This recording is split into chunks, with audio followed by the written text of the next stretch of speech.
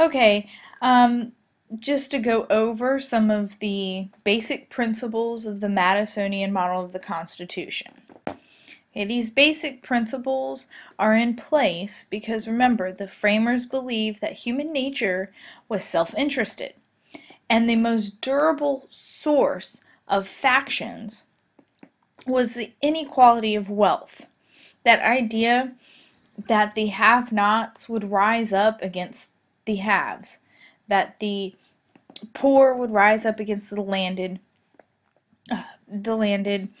rich, and that these landed rich were the ones who were writing the Constitution.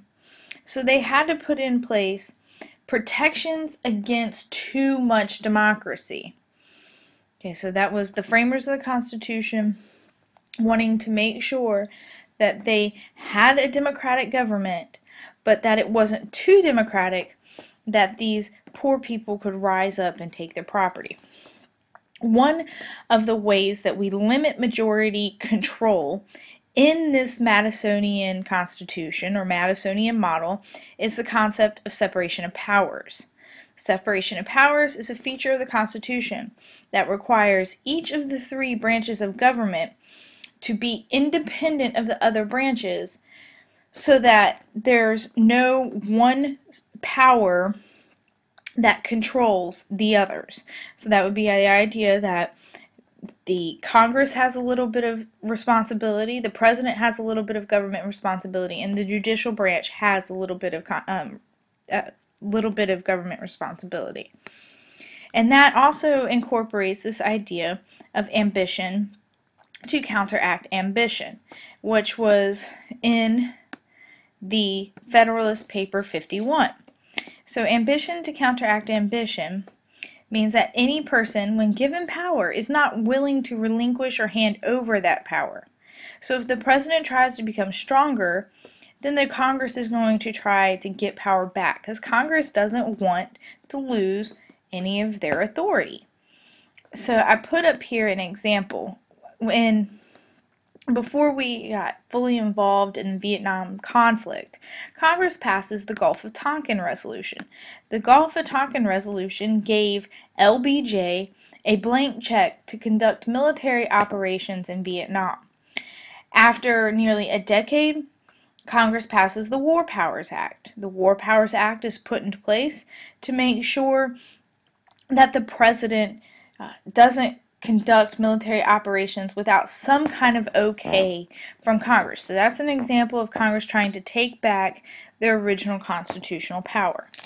At this point, it is important for you to know the constitutional responsibilities of Congress, President, and the judicial branch. So make sure you review that. Okay, let's talk about constitutional powers. There are two different types of constitutional powers. One type of constitutional power is an express power. Express powers are those powers that are actually written down in the Constitution and you can point to them. Like the powers of Congress in Article 1, Section 8, or the powers of President in Article 2. Alright, so some examples of express powers would be the Congress's ability to regulate commerce or trade. This is a huge one. Okay, that's one of the most important powers Congress has. Also the power to tax. Right, another very important power. The power to coin money.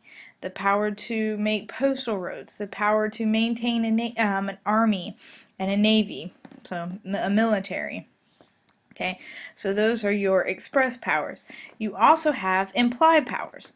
Implied powers are the powers that government has beyond those that are expressed. Okay, they can be derived from the necessary and proper clause at the very end of Article 1, Section 8. Okay, so after the Constitution lays out every power that Congress has, at the end of Article 1, Section 8, Congress says, by the way, or the Constitution says, by the way, Congress can do what is necessary to carry out their express powers. Also, the president has the take care clause. Not quite the same, but it works a little bit the same way by saying that the president can do what is necessary, or the president can do what he has to take care of enforcing the laws.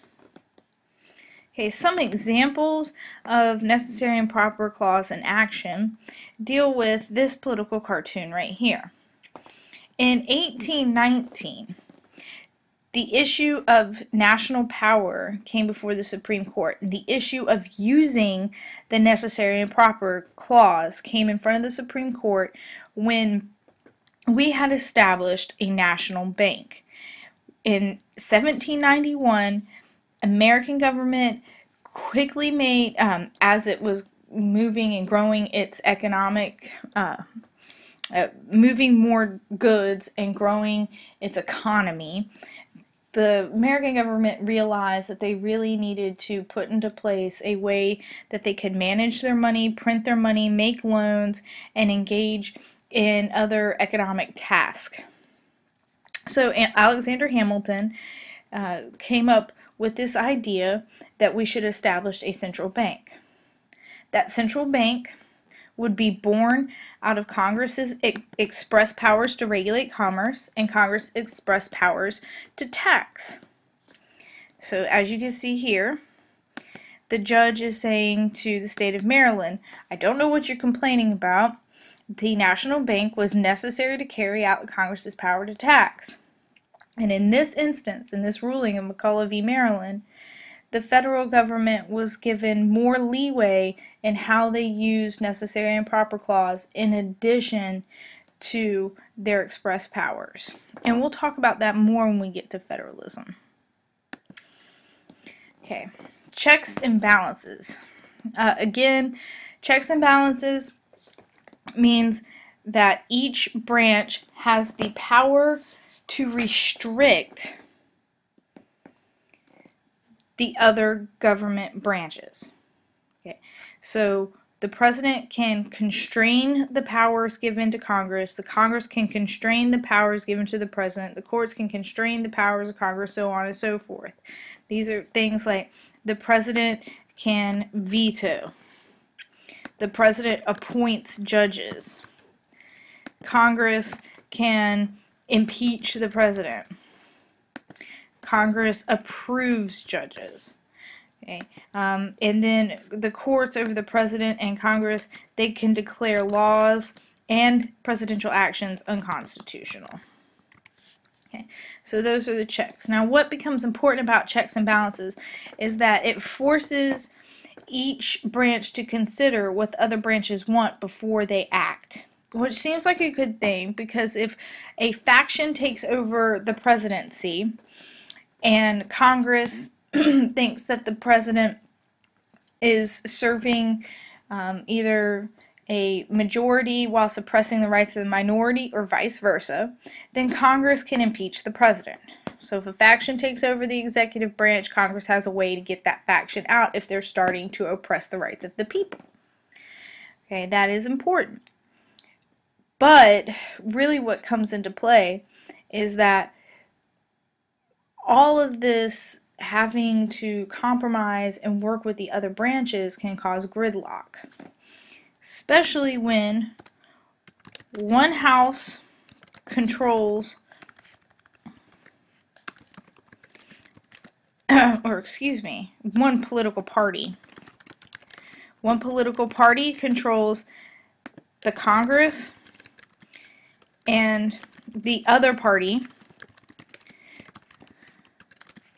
controls the White House. So if, like, we have this situation right now where John Boehner, a Republican who is Speaker of the House, doesn't have the same political agenda as Barack Obama, a Democrat, our president.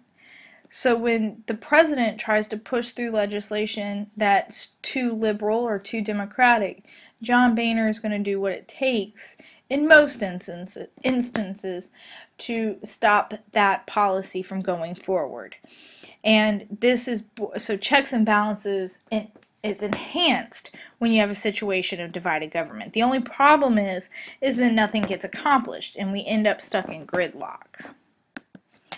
Okay, federalism we'll talk about more, but the key to federalism is the idea that a federal system of government divides the power of government between a national government or a central authority while still allowing states to have more, allow the states to have not more power, excuse me, but allow the states to have some power. So you have a stronger national government or a stronger central authority than you do under a confederation, but the states still maintain some power.